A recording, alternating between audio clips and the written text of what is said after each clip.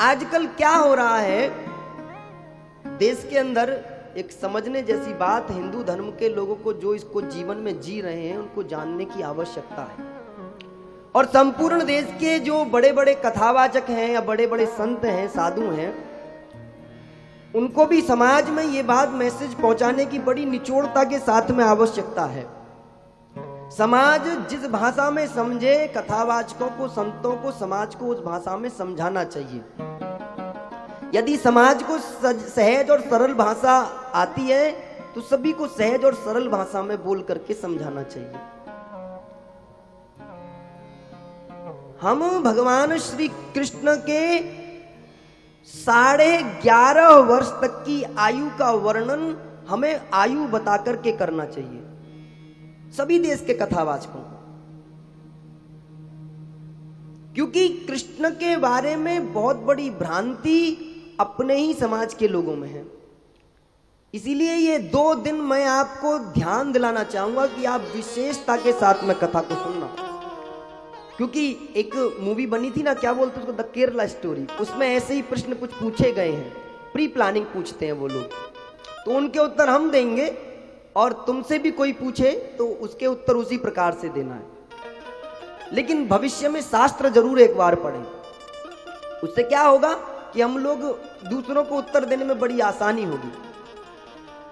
तो इसीलिए भगवान श्री कृष्ण ने पर्वत की पूजा क्यों कराई, इसके 3 कारण हैं।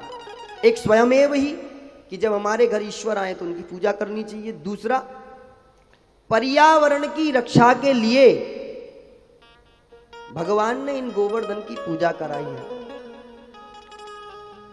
क्योंकि जितने भी धरती पर ये वृक्ष हैं, हिंदू सनातन संस्कृति ही ऐसी है जो उनको प्राचीन काल से जीवित मानती है कि वृक्षों में जीवन होता है। नहीं तो कोई भी और अन्यत्र लोग इसको ऐसा नहीं मानते थे। जगदीश चंद्र बसु के बाद में सबने, विज्ञान ने माना हाँ वृक्षों के अंदर जीवन होता है, लेकिन हिंदू सनातन वैज्ञानिक आधार पहले ही इस बात को स्पष्ट करता है कि जितने भी वृक्ष हैं उन सब के अंदर जीवन है, और वृक्ष स्वयमेव ही औषधि हैं। इसलिए हमारे सनातन धर्म के अंदर वृक्षों की पूजा की जाती है। हर वृक्ष के अंदर ना जाने हजारों रोगों को दूर करने का सामर्थ्य है। लेकिन हम लोग क्या करते हैं अपने जीवन में, हम लोगों ने अपने जीवन से वृक्षों से दूरियां बनाई हुई है। आपको याद दिला के जाऊंगा हर बार कि आपके जीवन में शेष क्या बचा है और कितना दूर है। आपको लगता है कि बड़ा जीवन हमारा आनंदमय है, प्रकृति के बिना हमारा जीवन आनंदमय हो ही नहीं सकता। यदि किसी व्यक्ति को कोई फल खाना है तो कहां से खाएगा, वृक्ष से ही खाएगा ना, वृक्ष से ही लेगा ना। और जो हमको देता हो हमें उसके सामने झुकना चाहिए।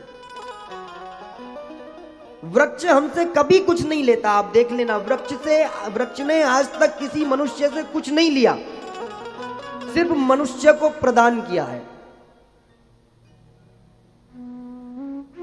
इसीलिए प्रत्येक व्यक्ति को अपने जीवन में कम से कम एक वृक्ष जरूर लगाना चाहिए, और उसे अपना या तो मित्र बना करके रखना चाहिए या पुत्र बना करके रखना चाहिए। किसी ना किसी प्रकार से एक वृक्ष जीवन में होना चाहिए। वो इसलिए आवश्यक है क्योंकि प्रकृति में यदि वृक्ष नहीं रहेंगे तो प्रकृति डिसबैलेंस हो जाएगी।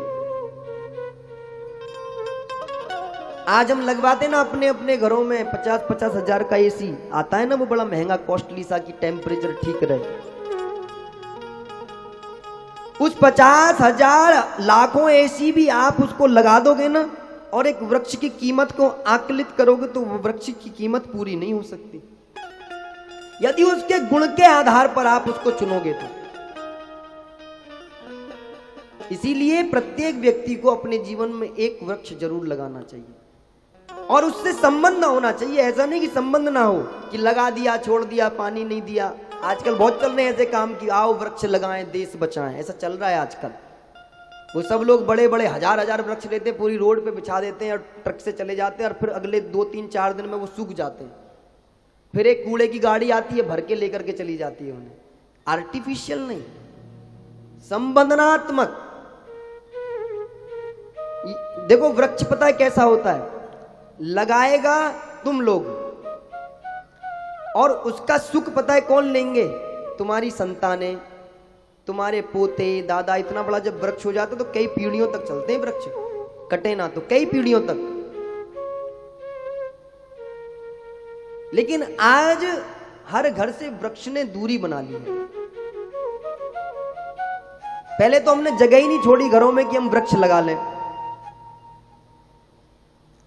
इसीलिए आपसे एक निवेदन है मेरा कि ये प्रकृति की तरफ भी ध्यान देने की आवश्यकता है। हम जो कहते हैं ना टेम्परेचर बहुत है, हाई लो, ये सब डिसबैलेंस इसी कारण से है कि हमने प्रकृति की तरफ ध्यान नहीं दिया है।